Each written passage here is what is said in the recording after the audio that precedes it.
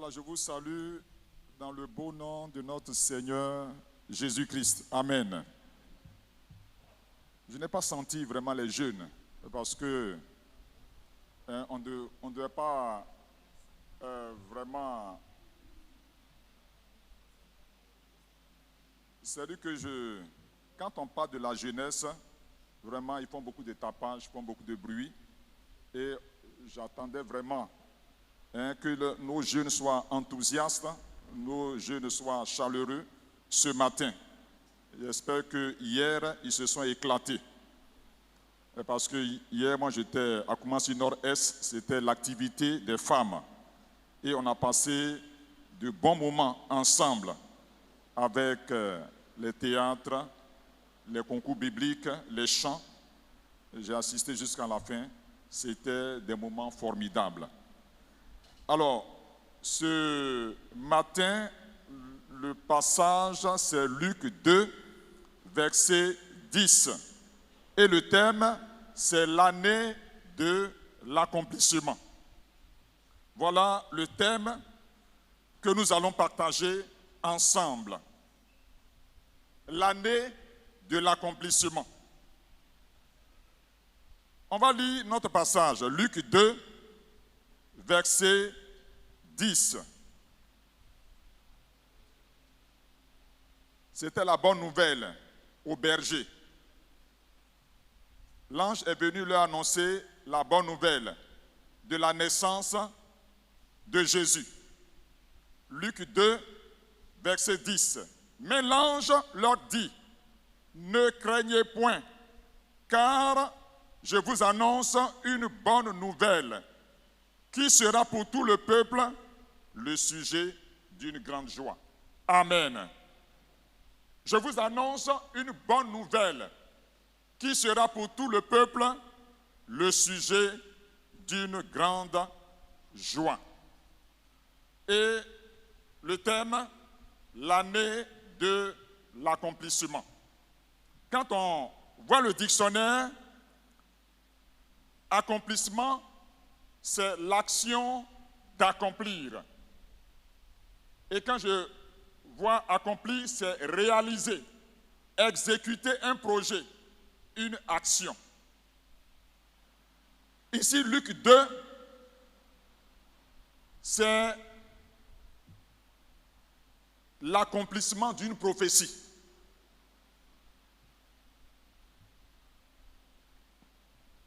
Il a été annoncé dans l'Ancien Testament que le Messie viendrait.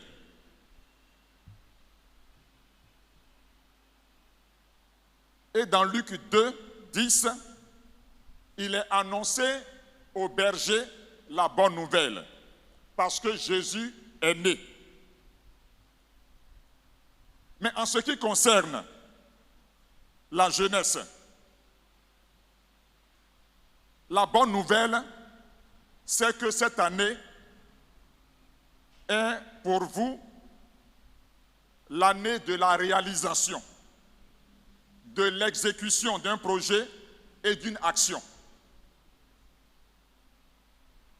Daniel 9, 1 à 3, dans ce passage, c'est que Daniel s'est rendu compte par les écrits de Jérémie que Israël sera envoyé 70 ans en captivité, et c'était à Babylone.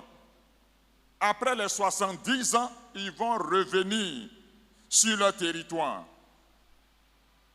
Quand le prophète Daniel a appris cela, il s'est mis à prier, il s'est mis à jeûner, afin que Israël retourne sur sa terre. La Bible nous dit que celui qui ne veut pas travailler ne mange pas non plus. En d'autres termes, Dieu veut que nous travaillions. Dieu veut que les jeunes travaillent. On a prié, tout à l'heure le diacre a prié pour les jeunes. Dieu dit, Dieu a placé l'homme dans un jardin pour le cultiver, pour travailler. Dieu est pour le travail. Mais c'est encore lui qui a dit, il n'est pas bon que l'homme soit seul. Donc le mariage est la volonté de Dieu. Que les jeunes se marient, que les jeunes aient des enfants. C'est le projet de Dieu. Donc pour cela, les jeunes doivent se lever pour prier et accomplir la volonté de Dieu. Le travail, le mariage, les enfants et d'autres projets encore.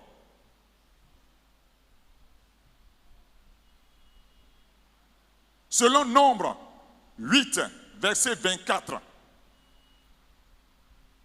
il y a un âge pour servir Dieu dans le tabernacle, le lieu où les sacrificateurs allaient rencontrer Dieu, parce que les Lévites étaient les aides des sacrificateurs. Quand Israël se déplaçait, on démontait l'arche. Donc les Lévites devaient prendre les barres, devaient prendre les bâches, et le service commence à 25 ans. Voici ce qui concerne les Lévites. Depuis l'âge de 25 ans et au-dessus, tout Lévite entrera au service de la tente d'assignation pour y exercer une fonction.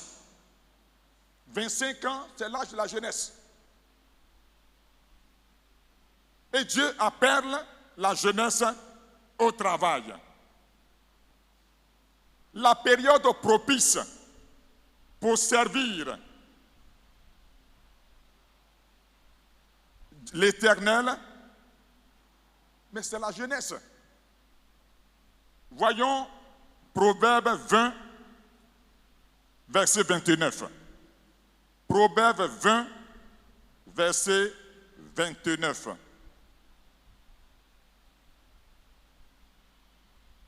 La force est la gloire des jeunes. Et les cheveux blancs sont l'ornement des vieillards. Mais ce qui concerne, c'est la première partie. La force est la gloire des jeunes. Le jeune déborde d'énergie. C'est pourquoi dans l'armée, c'est sur les jeunes on compte. Ceux qui font le corps à corps, ce sont les jeunes. Et j'ai appris qu'en Israël, les femmes, comme elles ne peuvent pas faire le corps à corps, elles sont dans les avions pour bombarder. Parce qu'eux ne sont pas nombreux, donc ils utilisent tout le monde. Les femmes sont en haut pour bombarder. Et le corps à corps, ce sont les jeunes. Ce sont les jeunes qui font le corps à corps. Et les adultes sont derrière pour donner les directives. Donc, même les politiciens connaissent la force des jeunes. Ce n'est pas l'adulte qui va faire le corps à corps, il sera terrassé. Même David, pour terrasser Goliath, il était jeune. Même les politiciens ont besoin des jeunes. Et Auguste nous enseignait il n'y a pas longtemps, notre population est en majorité jeune. Et voilà ce qui est dit. La force est la gloire des jeunes. C'est pourquoi les jeunes doivent se lever et s'engager dans la prière afin de chasser les démons. Lisons 1 Jean 2, 13 et 14. 1 Jean 2, 13 et 14. Qu'est-ce qui est dit? 1 Jean 2. Je vous écris, Père, parce que vous avez connu celui qui est dès le commencement. Je vous écris, jeunes gens, parce que vous avez vaincu le malin. Je vous ai écrit, petits enfants. Non, vous avez sauté. Je vous ai écrit, petits enfants, parce que vous avez connu le Père. Je vous ai écrit, Père, parce que vous avez connu celui qui est dès le commencement. Je vous ai écrit, jeunes gens, parce que vous êtes forts et que la parole de Dieu demeure en vous et que vous avez vaincu le malin. Même la Bible connaît la force des jeunes. Je vous écris, jeunes gens, parce que vous êtes forts, parce que vous avez vaincu le malin. Et dans les comités de délivrance, ce sont les jeunes. Ah oui, Ils sont prêts à combattre jusqu'à ce que l'ennemi plie bagage. Vous êtes forts et vous avez vaincu le malin. Et les jeunes, avec leur force, sont prêts à payer le prix. C'est pourquoi on veut voir, vous jeunes qui êtes venus, vous engager dans la prière afin que les démons plient bagage, afin que les liens dans la vie des hommes soient brisés, afin que les malades retrouvent la guérison. Les jeunes gens doivent se lever pour s'engager dans l'évangélisation. Mettez votre zèle au service de Dieu afin d'agrandir le royaume de Dieu. Il a raconté une histoire d'un jeune qu'on appelait Todd. Il venait de se convertir il y a seulement 16 ans. Il avait 16 ans. Et le couple qu'il envoyait au Seigneur, après avoir conduit le jeune homme au Seigneur, ils ont dit que dans notre localité, l'évangile ne va pas prospérer parce qu'il y a un homme qui est un danger. Cet homme s'appelle Dietz. C'est un ancien commandant. Et il traite les chrétiens d'hypocrites. Il maudit les chrétiens. Et il est prêt à menacer tout chrétien qui va s'aventurer pour lui parler de l'évangile. Il a même un pistolet qu'il menace, qu'il prend pour menacer. Et Todd, 16 ans, venait d'apprendre le témoignage. Il dit, lui, il va oser. Il dit, non, des chrétiens ont tenté. Il dit, je vais oser. Il venait de se convertir il y a 2 heures de temps. Et il est parti dans la maison du commandant, à la retraite. Il avait 60 ans. Et le commandant ouvre. Il dit, jeune Jean, qu'est-ce qu'il y a pour toi? Il dit, je veux m'entretenir avec toi. Au sujet de quoi? Je veux vous parler de Jésus. Il dit, peut-être que tu es un nouveau venu, tu n'es pas au courant. Et il avait son bâton à la main. Bon, pour le moment, je ne vais pas te frapper parce que tu es un nouveau. Mais je te dis de disparaître de ma face.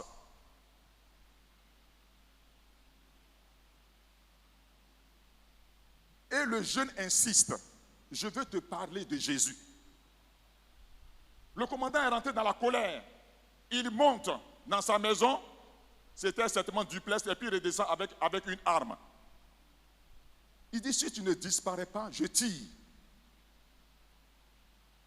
Le jeune, sans être intimidé, tu peux tirer. Mais avant de tirer, moi, je vais prier. Il dit, Seigneur, cet homme a besoin de toi. Je t'en supplie de le sauver. Seigneur, aie compassion de cet homme. Il a continué à prier 2 fois, 3 fois, 4 fois. Il continuait. Seigneur, fais-lui grâce. Et au bout d'un moment, Dide, cet homme menaçant, dépose son arme. Il continue à prier, touche son cœur, brise toute incrédulité. Et le jeune était à genoux. Dide aussi se met à genoux. Il dit, Seigneur, aie compassion de moi.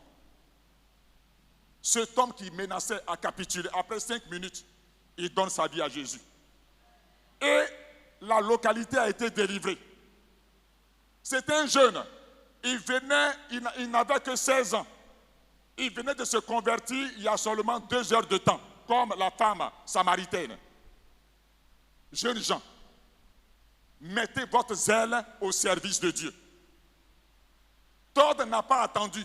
À 16 ans, on a dit que j'avais un homme menaçant. Il a même sorti son arme. Il n'a pas été intimidé. Il a continué à prier. Tu peux tirer, mais moi je vais prier. Et par sa prière, que toute incrédulité, toute menace soit brisée. Il dépose son arme. Il s'incline. Il demande grâce et il est sauvé. Amen. Voici ce que le Seigneur attend. Quand on parle des jeunes, c'est l'enthousiasme. C'est l'énergie. On veut voir des jeunes comme Todd, gagner d'autres jeunes, gagner leurs prochains au Seigneur. Voici ce que le Seigneur attend des jeunes. Parlons un peu de Joseph. Joseph, tout petit, a eu des songes qui sera élevé au-dessus de ses frères. Et ses frères ont mal pris cela et le méprisaient. Qu'est-ce qui va se passer quand Dieu lui montre cette vision? Un jour, il allait voir comment ses frères se portent. On dit, voici le faiseur de songes. Et ils l'ont vendu aux Ismaélites, qui l'ont vendu également en Égypte. Et il s'est retrouvé dans la maison de Potiphar.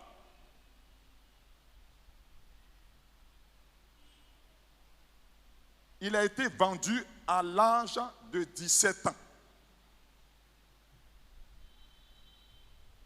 Et à l'âge de 30 ans, il est devenu Premier ministre. Donc, ça a mis 13 ans.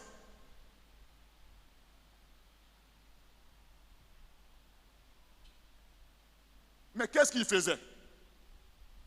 Dans la maison de Potiphar, il a dit que le jeune Joseph, quand il a pris en tant qu'esclave, il était domestique.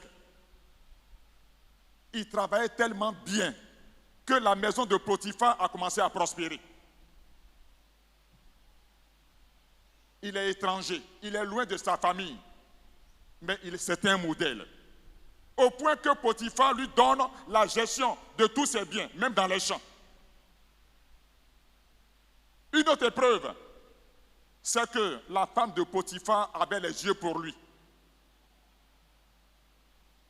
Il a toujours refusé ses avances. Elle a attendu que son mari ne soit pas là pour tenter de le violer. Là, c'est l'inverse. Hein? Ce n'est pas homme qui viole, mais c'est femme qui viole un homme.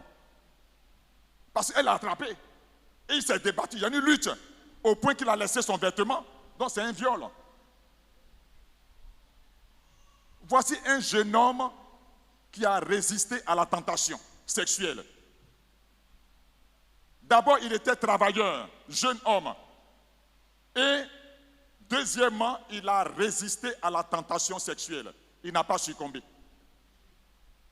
Voici ce que le Seigneur attend de vous, jeunes.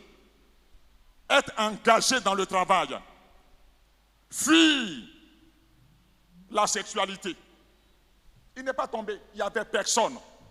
Je disais hier aux femmes que lui qui a écrit Genèse, c'est Moïse. C'est Dieu qui l'a inspiré. Il n'y avait personne. Donc, voilà une occasion de céder. Toi, tu n'es que domestique, esclave. Une belle occasion, mais il n'a pas cédé. Il a résisté. Il a fui. Et il a été vainqueur. Voici ce que le Seigneur attend des jeunes. C'est après que la prophétie va s'accomplir. 13 ans après. 13 ans après.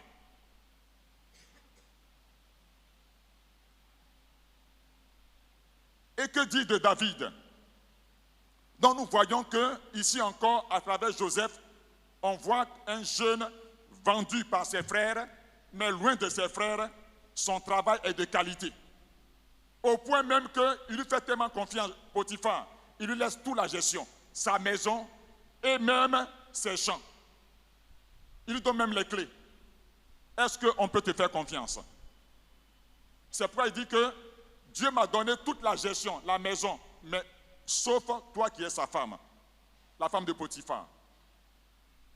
Parce que Potiphar s'est rendu compte que sa maison a commencé à prospérer. Genèse 39, 4 à 5. Mais qu'est-ce qu'on dit de David? David également, quand il était un roi,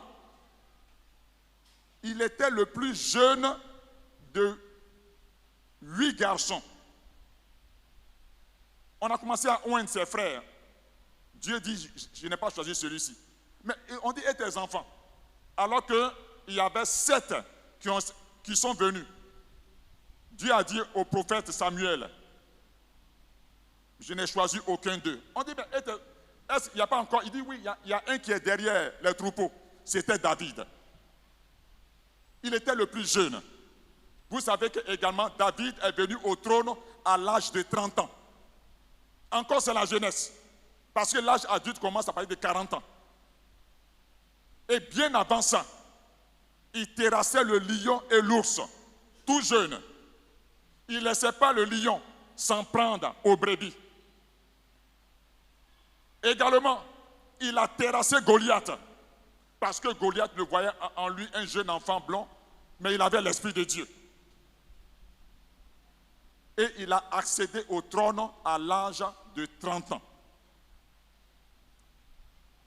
Mais avant d'arriver à là, c'est que David était poursuivi par Saül, qui cherchait à le mettre à mort, qui cherchait à le tuer.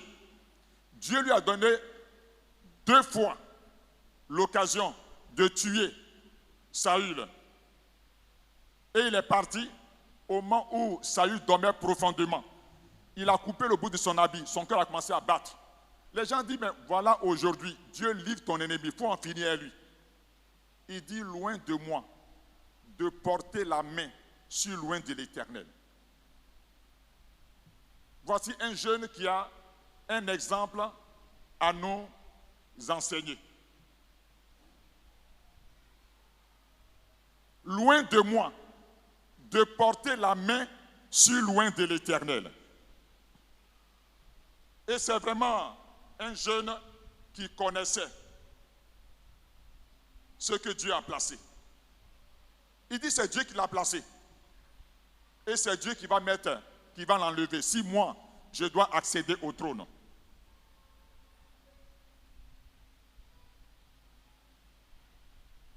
C'était un grand guerrier.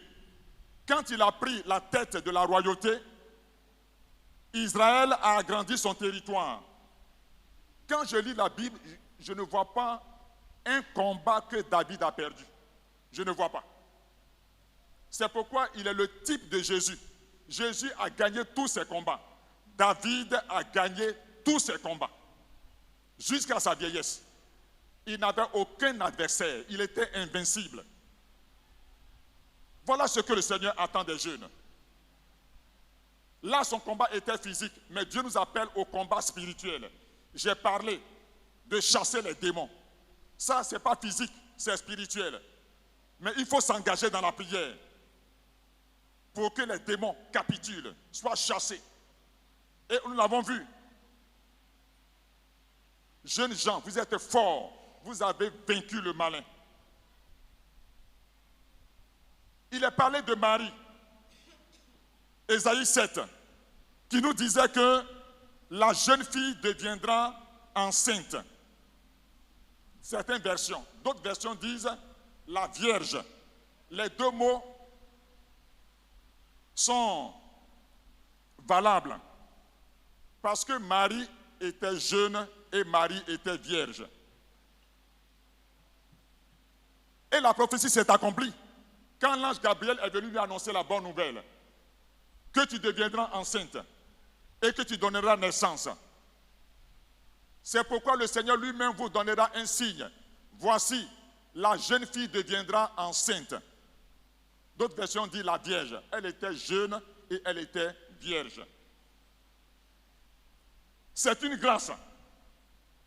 Parce que Marie n'était pas la seule fille vierge en Israël. C'est pourquoi l'ange a dit, toi à qui une grâce a été faite. Donc elle n'était pas la seule. Parce que pour porter l'enfant Jésus, il y avait 2 conditions à remplir. La jeune fille devait se marier à un descendant de David. À un descendant de David. Et Joseph, son fiancé, était descendant de David. Voilà comment les choses se sont passées. Et deuxièmement, il fallait être vierge. Si on était à son temps là, beaucoup seraient disqualifiés. Parce que beaucoup ne sont pas arrivés au mariage dans la virginité. Même si tu es dans la masturbation, tu es aussi disqualifié. Vous voyez, elle est arrivée au mariage vierge. Parce qu'on dit la vierge sera enceinte. Donc si on était à ce temps-là, beaucoup seraient disqualifiés. C'est pour dire que Dieu veut qu'on arrive au mariage vierge. C'est pourquoi en Israël, quand ce n'était pas respecté, la femme était lapidée. 1 Thessaloniciens 4, versets 3 à 5. Tu dis maintenant que tu es chrétienne. Tu dis que tu es chrétien. Et tu continues à vivre dans la fornication. Tu n'es pas agréable à Dieu. Ce que Dieu veut, c'est votre sanctification. C'est que vous vous abstenez de l'impudicité. Rapport sexuel avant le mariage. C'est que chacun de vous sache posséder son corps dans la sainteté et l'honnêteté, sans vous livrer à une convoitise passionnée, comme font les païens qui ne connaissent pas Dieu. Maintenant tu es chrétienne. Maintenant tu es chrétien. Dieu te pardonne ton passé. Mais tu es encore chrétien et tu vis dans ces choses.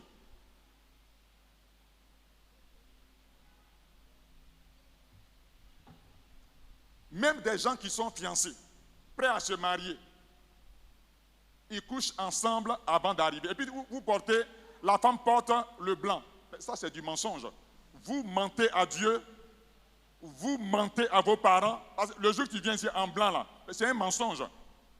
Parce que le blanc veut dire la virginité, hein, que tu es arrivé au mariage vierge. Joseph et Marie. C'est pourquoi quand Marie était en grossesse, Joseph voulait se retirer parce qu'ils ne se connaissaient pas. Mais vous couchez ensemble avant d'arriver au mariage et puis la femme se met en blanc. Ça veut dire quoi? Tu mens à Dieu, vous mentez aux parents, vous mentez aux amis, vous mentez à l'église. Et on se met en blanc. C'est pourquoi, jeunes gens, quand tu es fiancé, tu ne dois pas toucher ta fiancée jusqu'à ce que tu arrives au mariage. Voilà ce que la Bible nous enseigne. Joseph a fui la fornication. Mais quand son temps, à 30 ans, Pharaon lui a donné une femme, là c'était dans les normes. Il a pris et il a fait des enfants.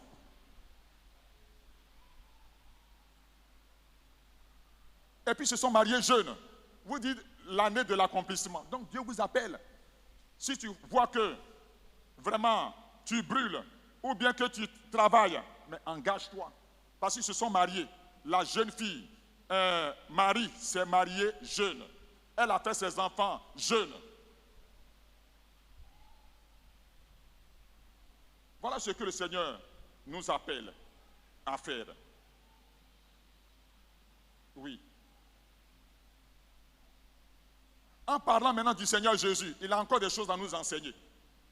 Parce que 700 ans avant cela, le prophète Ésaïe a annoncé que la Vierge deviendra enceinte et elle donnera un enfant à qui on donnera le nom d'Emmanuel, Dieu avec nous. Les gens ont entendu pendant longtemps. Le temps est passé. Même le prophète Ésaïe qui a annoncé cela, lui-même il est mort. Mais les vrais prophètes, leur prophétie se réalise toujours. Il est mort, hein? Mais la mort, le temps n'annule pas la prophétie. Et comme le dit Galates 4, verset 4, quand les temps se sont accomplis, quand le temps est venu, quand le moment est arrivé, Dieu a visité Marie. L'ange Gabriel est allé lui annoncer la bonne nouvelle, que tu vas donner naissance au Messie. Elle va mettre au monde l'enfant Jésus. Mais il faut attendre encore 30 ans avant que Jésus ne commence son ministère. C'est pourquoi il dit dans Luc 4, verset 16 à 21, voici ce qu'il dit, le temps de l'accomplissement. Luc 4, verset 16 à 21. Voici ce qui est dit.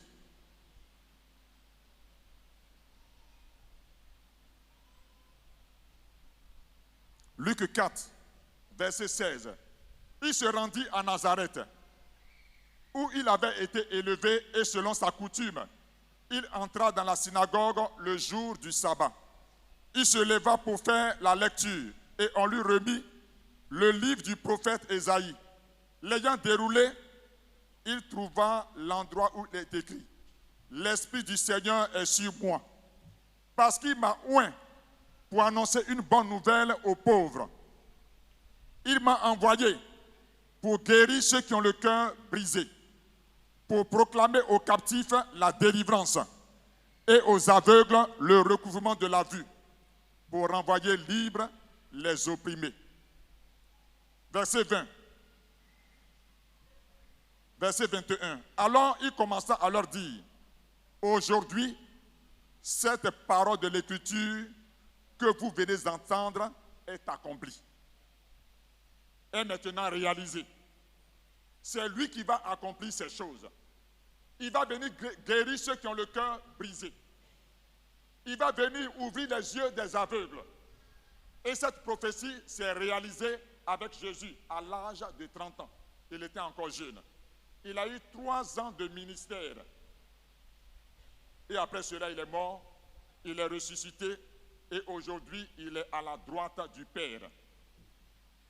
Vous voyez, tous ces exemples que je donne nous montrent que les exemples bibliques nous disent que beaucoup de jeunes ont servi le Seigneur. Joseph, jeune, a servi le Seigneur. David, jeune, a servi le Seigneur.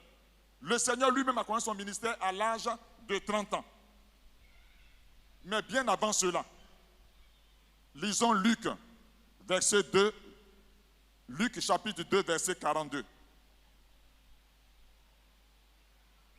Luc 2, verset 42. Voici ce qui est dit.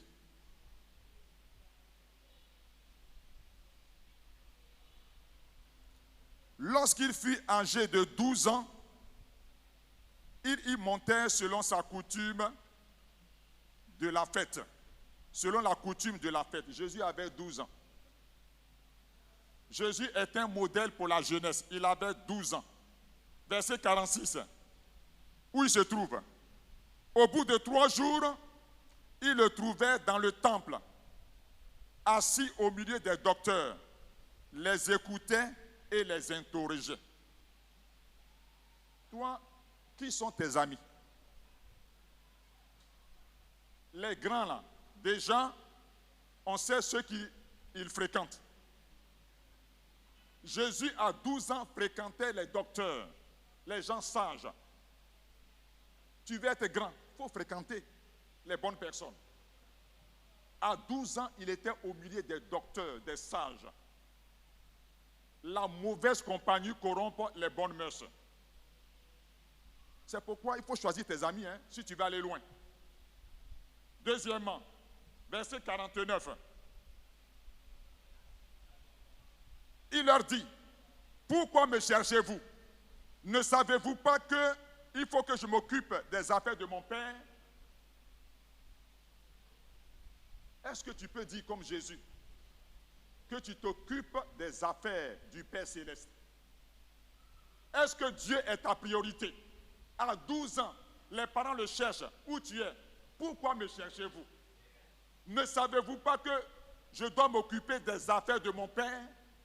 Est-ce que Dieu est ta priorité? Est-ce que Dieu est vraiment en premier dans ta vie? Verset 51. Puis il descendit avec eux pour aller à Nazareth. Il leur était soumis. Il était soumis à ses parents. Toi qui es jeune, est-ce que tu respectes tes parents? Jésus était à 12 ans, il était soumis à ses parents, Joseph et Marie. Est-ce que toi-même là, tu respectes tes parents? À 12 ans, il avait un grand respect, il leur était soumis. Et 1 Pierre 5, verset 5 dit, vous qui êtes jeunes, soyez soumis aux anciens, aux pasteurs, aux diacres, à vos responsables, vous qui êtes jeunes. Quand ils vous demandent quelque chose, est-ce que vous le faites? Vous qui êtes jeunes, soyez soumis aux anciens.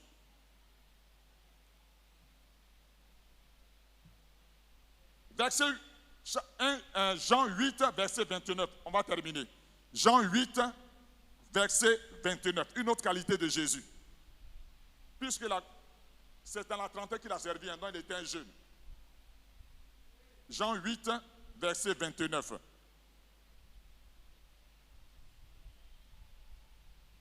Celui qui m'a envoyé est avec moi. Il ne m'a pas laissé seul, parce que je fais toujours ce qui lui est agréable. Je fais toujours ce qui lui est agréable. Jésus a servi son Père jeune. Il dit, il fait toujours ce qui est agréable au Père. Regardez, les vices de la jeunesse, la cigarette, la drogue, l'alcool, la fornication, la violence, la passion du foot. La dernière fois, on partait voir le pasteur et puis on parlait un peu du foot. Aujourd'hui, les gens parient. La Ligue. Je vois des gens, j'étais le lundi passé chez Maman Galé. En venant à cause du shampoing, je vois des gens du monde. Mais qu'est-ce qui se passe? Ah, non, c'est le mercredi. On dit c'est le foot. Même les gens parient. Je crois qu'ils étaient alliés parce que c'était en bordure de la route et un petit écran. La passion du foot. Est-ce que tu peux être aussi passionné pour ton Jésus? Mais les gens étaient attroupés. Plus d'une cinquantaine de personnes. Pour parier. Qui gagne? Si c'est Barcelone et si c'est encore une autre équipe. Vous avez de la passion et vous négligez votre Jésus. Comme le disait le diacre Quadio. Mais celui que tu négliges, il ne peut rien faire pour toi. Mais regardez, quand c'est la Ligue des Champions, comment c'est bourré. La musique païenne, le broutage, la mode, avec les pantalons déchirés vers les genoux. Jésus dit, je fais toujours ce qui est agréable au Père. Est-ce que toi, jeune, ta façon de t'habiller fait la différence? Est-ce que toi, jeune, tu as fui les vices de la jeunesse, le broutage, pour voler l'argent des gens, la drogue, la cigarette, ça te domine encore. Et Jésus dit, mon Père m'exauce parce que je fais toujours ce qui lui est agréable. Il avait une trentaine d'années. Toi, tu es jeune. Tu es dans la fornication.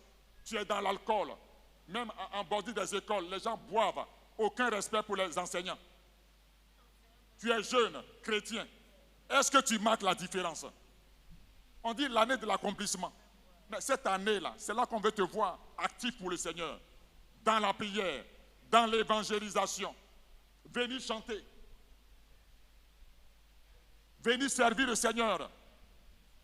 Chercher à te marier. Chercher à arranger ta vie. C'est pourquoi il faut prier pour que ces choses se réalisent. Comme Daniel, 70 est arrivé, bon, Israël doit retourner. Non, je prie. Il faut prier pour ton mariage. Il faut prier pour ton travail. Et puisque c'est l'année de l'accomplissement, Daniel a prié et Israël est retourné. Toi aussi prie pour que les bonnes choses de la jeunesse se réalisent. L'année de l'accomplissement. Dieu veut avec toi réaliser des grandes choses. Mais à moins que tu t'engages. Voilà des jeunes qui ont servi. Joseph a servi jeune. Il a fui le péché. Marie également. Qu'a-t-elle fait? Elle est arrivée au mariage vierge avec Joseph. Tu es dans ces choses. Mais tu ne peux pas entendre la voix de Dieu si tu es dans le péché. C'est pourquoi on va prier. nous devons nous lever pour servir le Seigneur jeune. Nous devons nous lever pour servir le Seigneur, oui, jeune, dans l'évangélisation, dans la prière. Nous lever pour travailler. Si nous prions, Dieu ouvrira les portes. On va se lever ensemble. La jeunesse va se lever. Mais nous aussi, le message nous concerne nous tous. On va se lever. Tu vas prier pour remettre ta vie entre les mains du Seigneur. Pour suivre l'exemple de ces jeunes gens, les Joseph, David, Seigneur Jésus, Marie, également le mari de Joseph, mari de Marie. Donc on va prier pour que nous quittons les vices de la jeunesse, broutage, drogue. Prions le Seigneur. Prions le Seigneur. Seigneur notre Père, Seigneur notre Dieu, cette année c'est l'année de l'accomplissement. Tu nous appelles à fuir les vices de la jeunesse, la fornication, l'alcool, la drogue, la violence, les agressages.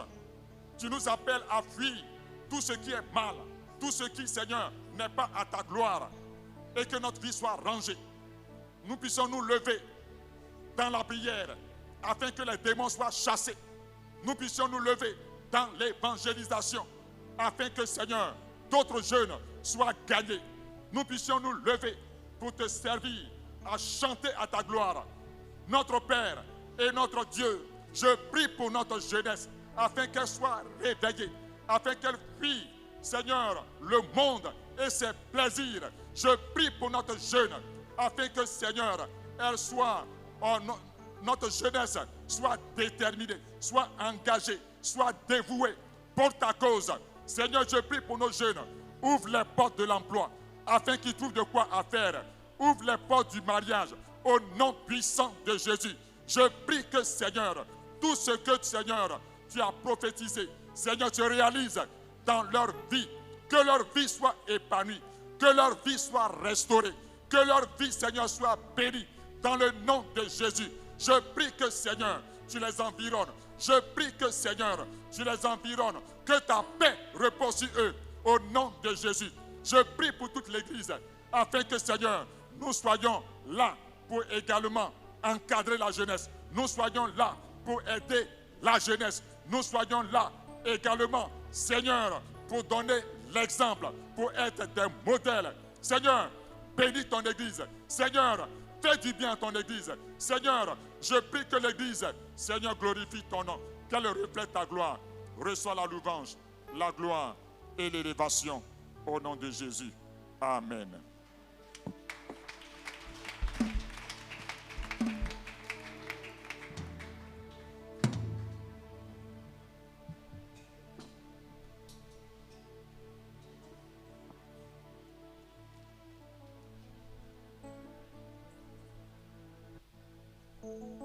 Alléluia. Nous bénissons le Seigneur encore pour sa parole. Et sans plus tarder, nous allons passer aux offrandes. Et je rappelle et je donne l'information pour dire que nous aurons 2 offrandes aujourd'hui.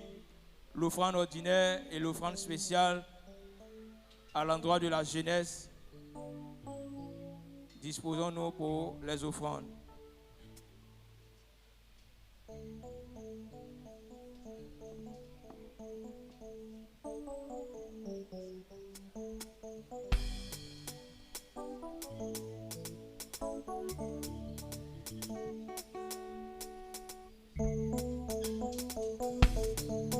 Gloire à Dieu.